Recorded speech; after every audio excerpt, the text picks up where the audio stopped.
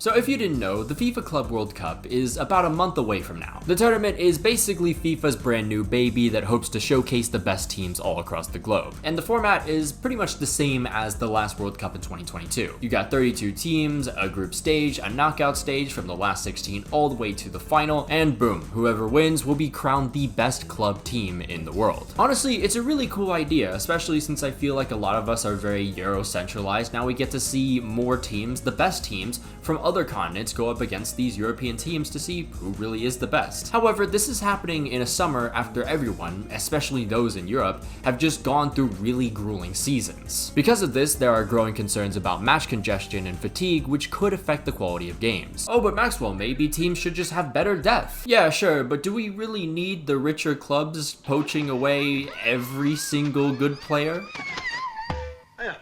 You know, ones that won't even play throughout most of the year. You know, have we not learned from what Chelsea did like 2 years ago? Are we really complaining about the disparity between clubs and this is what we want? Prices have been another big talking point. They were always going to be after no one decided to regulate Copa America's tickets on Ticketmaster. Category 2 is basically the upper level of seating, and that ranges around $60 to $140 before taxes and fees. That's on the cheaper side for American standards, but this is all for a bunch of glorified friendlies, and Champions League tickets are significantly cheaper than this, and you also get way better seats. FIFA has also just been kind of doing this thing where they've been making their own rules for this tournament along the way. For example, Miami were personally congratulated by Gianni after winning the regular season championship, not even the actual MLS Cup final. A lot of people said that this was a blatant money grab, and I very much agree, but I think I should add just one other thing to this as well, because I think it's important. In the dumbest simile I could think of, this is like if Thogden was a world tournament. This is blatant slopification of the sport. Because at the end of the day, the Club World Cup is just a big tournament slapped together with no actual significance, and every community is reduced to a number on a chart because the tournament is so obviously trying to capitalize on them via the locations of some of these games. But funnily enough, this shit ain't fooling anyone. I mean, no one really gives a shit about this tournament. The Club World Cup has been actually struggling to secure rights since last year, and it's still having problems with the opener a month away. In fact, only 18 countries as of May 5th have broadcasting rights, and only half are actually broadcasting all the games. Tickets were not selling well either, and FIFA was getting desperate. Very desperate.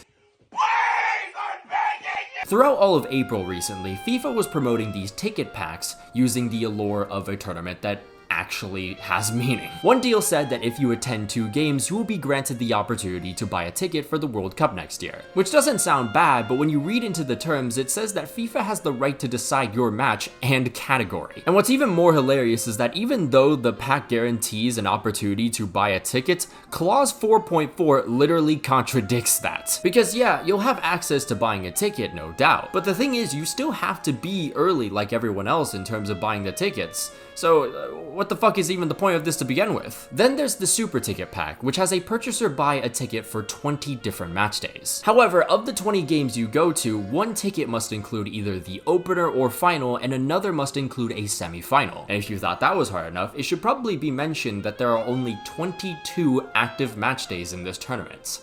Like, does FIFA just think that their fan base has a bunch of Taylor Swifts? Fortunately, FIFA isn't that dumb. You can actually share these tickets with friends and family across the country, if you have them. And after all this hard work, you will be rewarded with an opportunity to buy a ticket to the World Cup final.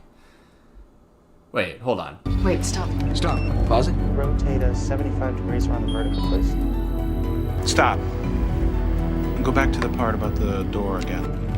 Just the opportunity? That's right, you thought, you fucking loser. You still have to purchase the ticket yourself. Oh, and by the way, don't forget about Clause 4.4. So, you're not actually guaranteed a ticket for these deals. And on top of that, FIFA can decide where you're sitting at whichever game they decide to choose. This is just loot boxing. Like, I don't think you understand how down heinous you have to be for a company to do loot boxing for a big tournament. Now listen, I know this sounds extremely bleak. It's pretty hopeless and definitely not a good feeling when you just see the sport you love be poisoned by people who don't really care about it. But at least we have something that can maybe just take the edge off a little bit. Behold, Gummies of the Gods from today's sponsor, 5. Faster hit than your average Bundesliga counterattack and designed in a way to be as convenient as one of those Japanese konbinis. God, just imagine this shit with the gummy, good lord! And no need to worry about any this edible ain't shit cameo event anymore, cause these bad boys are engineered to hit in under 10 minutes. Now you'll know exactly when it'll hit, and even better, this'll keep you from doing the stupid shit I did when I accidentally took 75 milligrams on my first time. It's merely just a clean slate. Do what you want. As long as it doesn't affect anyone else. By the way, 5's brand puts a large emphasis on values like transparency, which is why I'm allowed to say, please be responsible and please be careful because these guys are 15 milligrams and that can be a lot for a first timer. So don't waste any time, be productive, be lazy, whichever one. At least you'll forget Gianni Infantino is ruining your beautiful game. Use my code MACWOL25 or the link in the description to get 25% off. By the way, you must be 21 or older to purchase. And if you're not satisfied or this just simply isn't for you, no worries, because 5 has a 30-day money-back guarantee. Use the code or the link in the description, and a big thank you to 5 for sponsoring this video. Also, you know things aren't going well when you start to see ads everywhere. And by the way, these ads aren't just encouraging people to watch the games, they're still trying to get people to buy tickets. Also, you may have noticed this too, whatever agency is working under FIFA has been aggressively tapping into the influencer market. Especially in New York where there is a pretty large influencer scene, I've seen a lot of this stuff recently. Which, you know, fair enough, chase the bag. Me, if I ever sent an email or hit up FIFA, yeah, they'd probably send a pipe bomb to my home. Just to get off topic a tad bit, here's a quick story about my experiences with one of these influencers. So the story goes, back in 2023 when I was in Thailand, I was riding in the back of a car with another influencer who was from New York. We had just left a restaurant and this guy started talking about how attractive some of the waitresses were, which, you know, fair enough. He then followed that up by deadass saying that Andrew Tate had once talked about how good of a business model it was to have attractive women at your restaurants that serve the customers. As if Hooters didn't exist before Andrew Tate was born.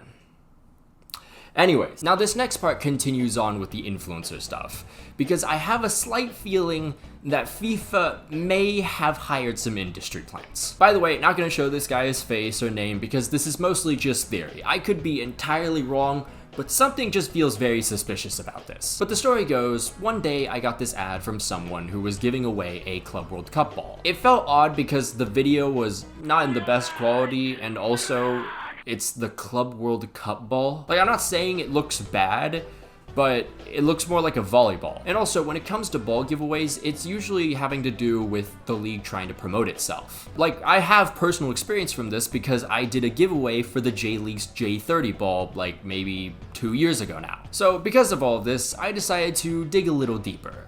And it only got more odd. First thing I noticed was that the guy's content had a very drastic shift. He went from old MLS clips and other edits to all of a sudden posting videos about the Club World Cup ticket packs. And you know, maybe he just has a passion for this. Maybe it's just the niche that he decided to go into. You know, these are all possibilities. Because since that initial video, he's put out the occasional video about the Club World Cup. It's nothing that's been like very consistent where he's just always posting about the Club World Cup. But some of the videos, to me at least, kind of feel a little too promotional. The giveaway, the choice of words that really lean into praising FIFA, it all just feels a little sus. But to finish this video, I kind of just wanted to talk about how I'm going into this tournament. Am I gonna watch it? Do I care at all? Fuck no, I don't. The only reason this is even on my mind is just because I make content about football. That's it. If that wasn't the case, yeah, I mean, I probably wouldn't have known this was even a thing. Now, I'm aware that every league, every organizer, you know, every company just looks at us like numbers on the charts, but the Club World Cup is so blatant and so manufactured also that I just can't get myself to care at all. I've also been asked by friends if I'm going to go to any of the games, and quite honestly, I don't think I will. Unless I really just have nothing to do, I mean, yeah, it just doesn't really interest me. Unless there's two teams outside of Europe that are just, you know, overperforming and, you know, playing good football, maybe. If they're in my city, maybe. But outside of that, like, I don't have any excitement for this. Because for me, this just feels like a tournament full of those summer tour friendlies. And I haven't given a shit about those since like 2019. On top of all of this, I could go into the politics of this. Oh, hold up. I just heard my comment section. It seems like some people are already crying. Just hold on. We're not getting into it. Don't worry. I'm gonna save all of that specifically for when I shit on the actual World Cup next year. Because that will be fun. I'm looking forward to that. I've been looking forward to that for a long time now. But what do you guys think of all of this? Are you going to go to the Club World Cup? Are you going to watch the Club World Cup? Or are you on the other side where you just don't care at all and you're just gonna, you know, do other productive things? Let me know. Of course, though, a massive shout out to all our members, including Janos Balash, Lugar BB, Adesan, Brazilian Fury, Jeremiah Usu Ajimang, Valera, Django, Andazirmaka Longcom, Alex Rod, Sliderkit, Takuoka Fan, Kentra Agatra, Saint Terrence, Sylvia Citrus, Rasher Enthusiast, Cheesebait, Winter Gel, Finn Likes Rugby More, Davox, The Portergeyser, Polar Protos, Van Fan, Lucian Von Croix, Gazergash Brezerkivix, A Ghostly Owl, Coney Wolves, Leakstab, Mutanai, Sketchy Card, Apollo, Congo Jazz 1, German Sayu 7, Thrilling ADT 13, Los Milos, The James Braun, Vasinho, Jamie Vardy's 10th Red Bull, Nightwalker, Knapside, Money Cash Hose, Quantavious Pork, Lilia Lover, Stewed Monk, Tyler A. Davis, Kev C, Dominic Griffin, Kyler Krebs, Mohamed Altanib, Niche, Patrick Barley, Rashford God 5, and Unbroken Persona. If you'd like to become a member on the channel, there'll be a link down below and up in the annotations. You can follow my Twitter if you want, follow my Instagram if you like, follow my Twitch. We'll be doing some more streams. I have something planned after Eurovision. Can't really talk much about that right now, but it's some exciting stuff. Can't wait to tell you more about it later on. But until then, I'll see you guys.